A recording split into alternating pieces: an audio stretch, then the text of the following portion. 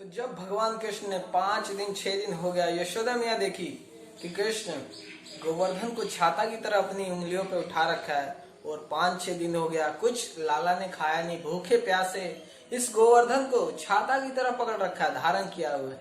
तो यशोदा मैया बहुत ही चिंतित हुई। तो यशोदा मैया जब ये बोलने लगी कि लाला कुछ खा लो और कुछ दिन आराम कर लो, कुछ समय फिर दोबारा उठा लेना इसको, तब तक ये लोग संभाल लेंगे।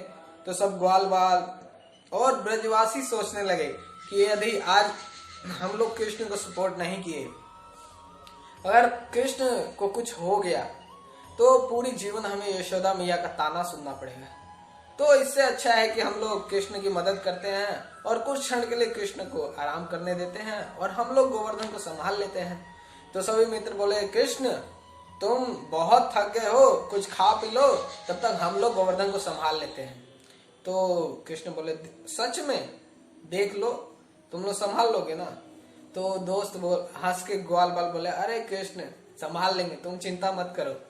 तो जब सभी ग्वाल बाल अपनी लाठी लेकर लगा लिए और जिनका जहां तक हाथ पहुंचता था हाथ लगा लगा के सब लोग रोक लिए, और फिर भगवान कृष्ण ने क्या किया, धीरे धीरे धीरे धीरे नीचे आने लगे।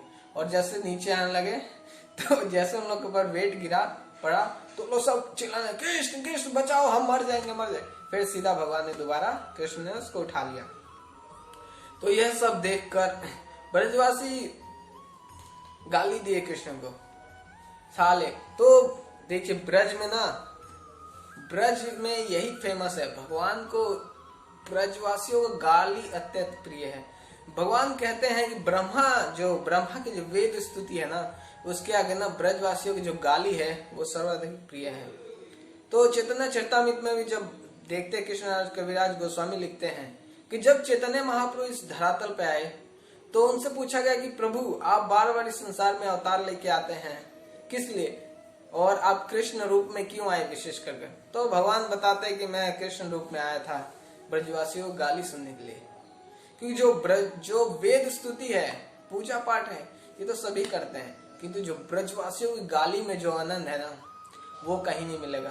और इसका अनुभव मुझे है, मैं क्योंकि हर साल मैं ब्रजमंडल 84 कोर्स करता हूँ परम पूज्य लोकनाथ स्वामी महाराज के सानिध्य में, और मुझे 2-3 बार इसका एक्सपीरियंस हो चुका है कि ब्रजवासियों की गाली में वास्तव में बहुत आनंद है। यदि हम लोग कलयुग के लोगों को अगर थोड़ा आनंद आ रहा है तो समझिए भगवान को कितना आनंद आता होगा, क्योंकि जो ब्रजवासी भगवान के बहुत ही निकट के हैं।